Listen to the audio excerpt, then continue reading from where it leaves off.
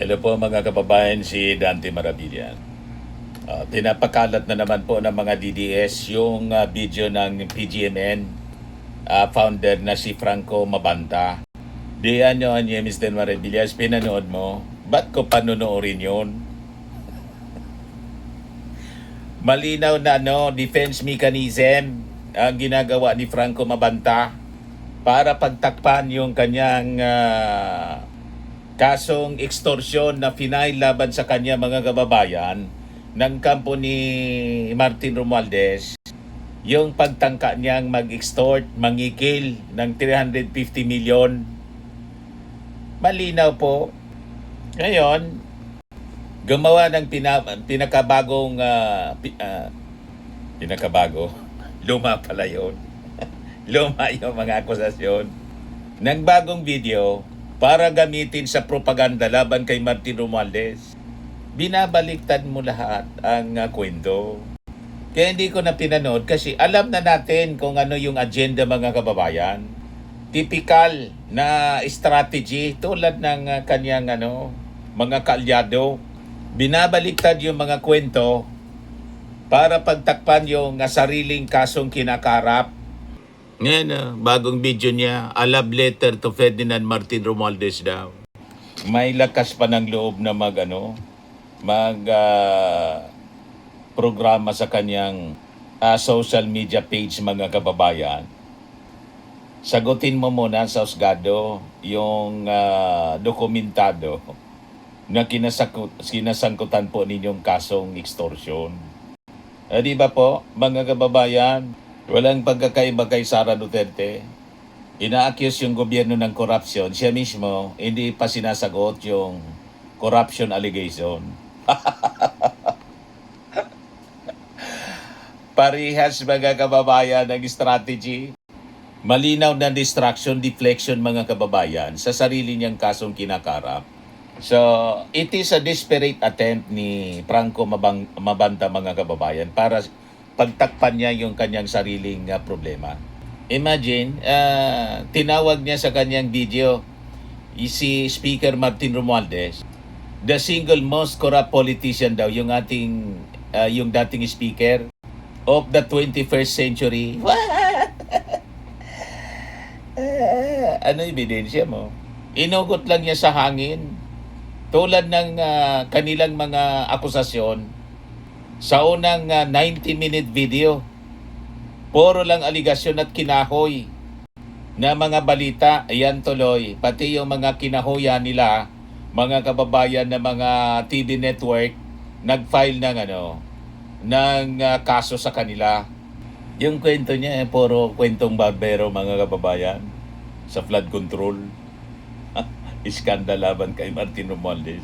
Kaya tama itong tinadala ng isang netizen mga kababayan na commentary sa mga pinagagawa ni Franco Mabanta. Sabi niya rito, tahasan na niyang tinawag ni Mabanta si Romualdez bilang most corrupt Filipino politician of the 21st century na isang malisyosong konklusyon na hinugot lamang sa hangin at walang anumang hatol ng korte, opisyal na audit upang patunayan. Correct.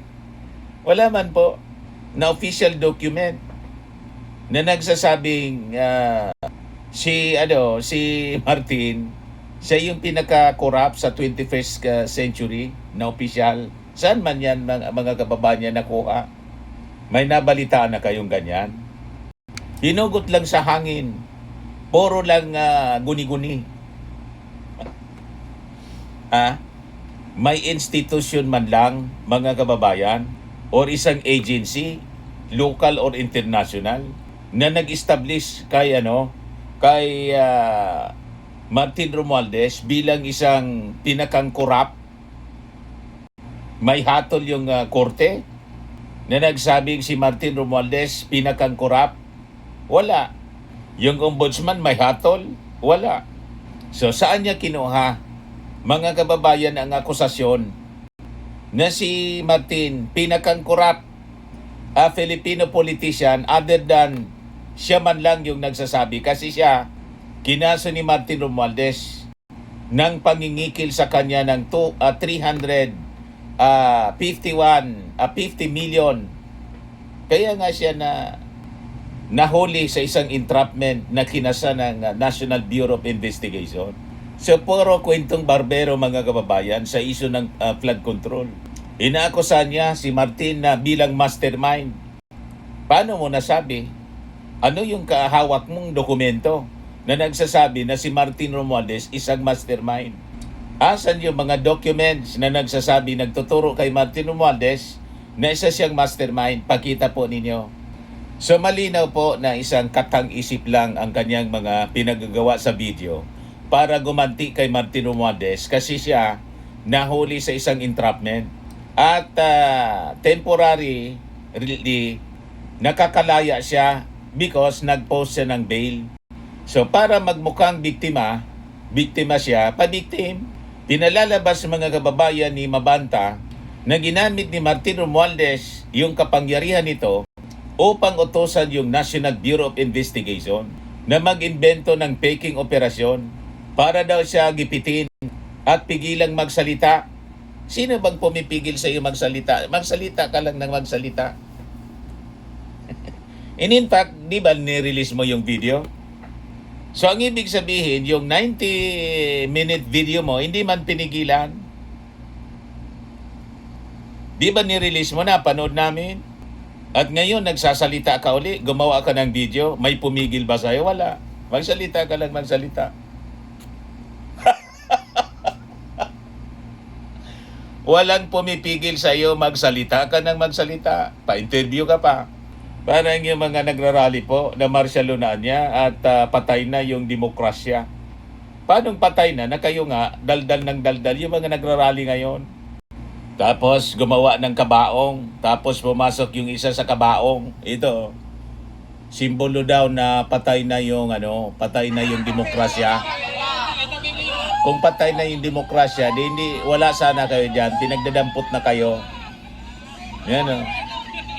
Gumawa ng kabaong kasi patay na daw yung demokrasya. May pumasok sa loob, puro drama. Umiga sa kabaong, symbolizing na patay na yung demokrasya. Kung patay na yung demokrasya, hindi na kayo nakapagsalita diyan. Nandyan nga kayo, hindi man kayo hinuhuli. Para ni Mabanta, pinipigilan daw siya magsalita. Paano pinipigilan ka? Nagsasalita ka nga. Di ba? Puro balo-bagi, sabi dito sa amin. Puro kayo gawa-gawang kwento. Walang pumipigil. Dumaldal ka lang ng dumaldal. Yata sa tama itong sinabi ng netizen. No? Mula sa pananawan niya ng batas at logic, ang mga argumento ni Mabanta sa kanyang video. Napanood siguro yung video. Ako ayaw kong manood nun. Puro man lang kasinungalingan. Sayang ang oras ko. O di ba?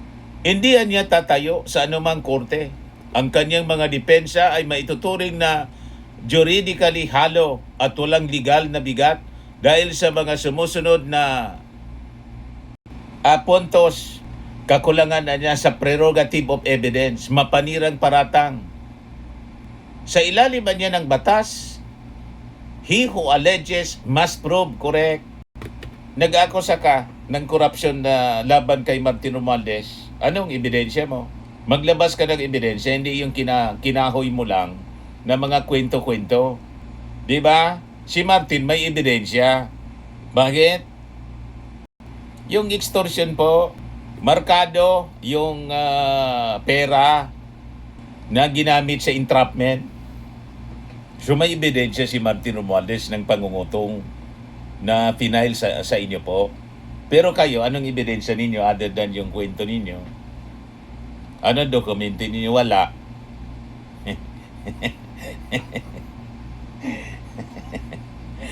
Puro aligasyon lang.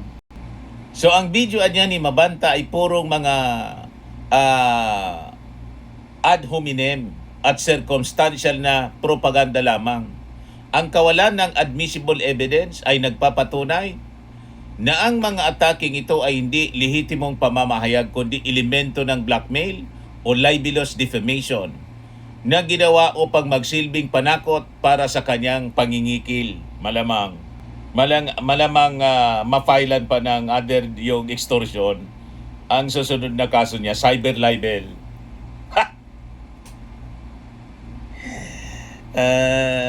Di ba? Malamang sa malamang ang susunod mga kababayan na kaso ni Mabanta, sasabihin niya, ginigipit siya. Yung mga statement niya, sa panibagong video mga kababayan na kanyang ginawa, pwede siyang filean ng cyber libel, paninirang puri, gamit yung social media. Sabihin naman niya, ginigipit siya. May limitation po ang pagsasalita, yung pagkikriticize. Hindi ka dapat namimersonal at dapat kung ikaw ay nagsasalita, may ebidensya ka. Sa'yo may ebidensya. Di ba? Tayo halimbawa nagsasalita dito, anong ebidensya natin? Yung mismong dokumento mula sa National Bureau of Investigation as reported by Director Matibag and reported by the mainstream media. Di ba? Nakita niyo yung document. Ngayon, si Franco Mabanta, anong dokumento niya tungkol sa corruption laban kay Romualdez other than yung kwento? Kwento lang niya. Yung entrapment laban sa kanya, legitimate yun po. Kasi may complainant. Yung isang empleyado, nakausap niya. Kaya nga nangyari yung entrapment, yung pag-deliver ng pera. Mark money. So sabi dito ng isang netizen, criminal act niya is not protected speech. Ang pagtatago sa likod ng press freedom ay isang tahasang pambabasto sa tunay na pamamahayag. Nilinaw ng Department of Justice na ang kalayaan sa pamamahayag ay may limitasyon at hindi kailanman magiging lisensya upang gumawa ng krimen. Correct? Ang pangingikilan niya ng daang-daang milyong piso ay isang felony sa ilalim ng Revised Penal Code. At ang paggagamit ng digital network upang maisakatuparan ito ay isang krimen na walang proteksyon sa ilalim ng saligang batas. Correct? Ang katotohanan sa kanyang extortion case, ang mga resibo ng kanyang pagkakriminal. Dokumentado po ng National Bureau of Investigation. Nakita po ninyo. Recorded po yung entrapment operation. Yon ang hindi paninira, mga kababayan. So sabi dito, hindi mabubura ng kahit anong bagong video ang mga opisyal na tala ng batas kung bakit maghihimas ng rehas at kasalukuyang nakapagpiyansa lamang si Franco Mabanta. Ang dambuhalang pangingikil ng 350 milyong piso. Ang kapalit ng perang ito, ang hindi niya daw pagpapalabas ng kanyang mapanirang video expose. Ito ay malinaw na textbook definition ng blackmail, robbery, extortion. Yun ang kaso niya po. Kaya malinaw mga kababayan, itong panibagong video na kanyang prinudos para pagtakpan yung kanyang kaso na kinakaharap. Nakalabas lang po siya kasi nagpiyansa siya ng 120,000. So sabi dito, kahit anong kapal, sabi ng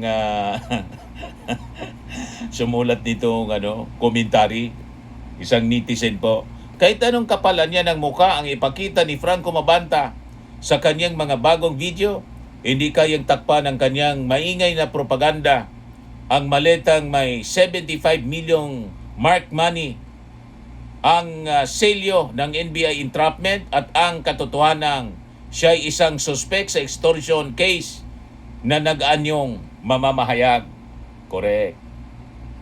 Huwag tayong pabobodol mga kababayan sa mga so-called journalist na ginagamit yung pagiging journalist ko actually mismong yung mga UP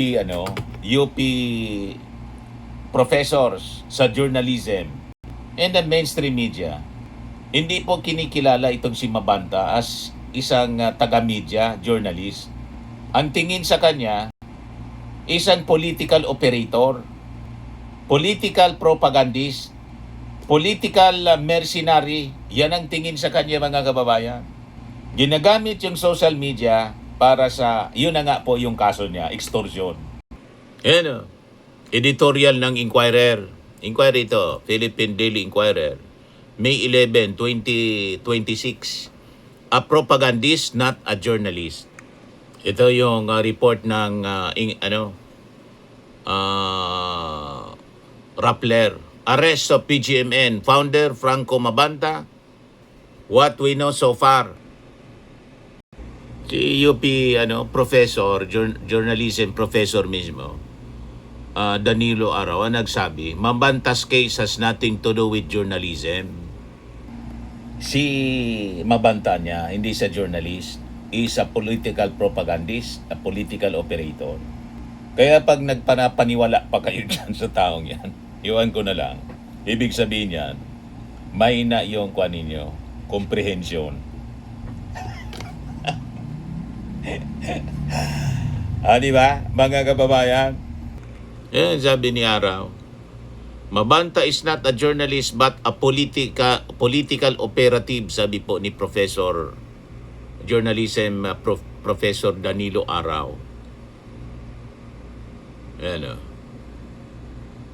UP Journalism Professor Danilo Araw says absolutely not. Araw calls Mabanta a political operative, not a practitioner of the craft. Hindi siya media man. Mercenary po siya, mga kababayan. Kaya pag nagpaniwala pa kayo sa mga sinasabi niya against Martin Romualdez, may nagnilalang kayo. Pinagtatakpan niya yung sarili niya kinasadlakan na problema, yung extortion case na final sa kanya, mga kababayan. Ini-extort niya si Martin Romualdez ng 350,000 at million. At yun, mga kababayan, nahuli siya sa isang entrapment operation ng NBI. Yon lang yon.